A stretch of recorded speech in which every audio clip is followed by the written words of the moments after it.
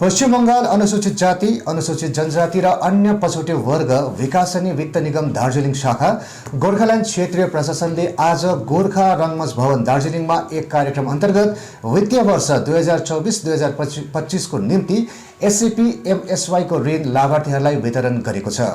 यसमा महिला समृद्धि योजना एमएसवाई अन्तर्गत सेल्फ हेल्प ग्रुपका 9 जना सदस्यहरूलाई सुँगुर पालन, कुखुरा पालन, किराना पसल अनि रेस्टुरेन्ट खोल्न ऋण प्रदान गरिएको छ।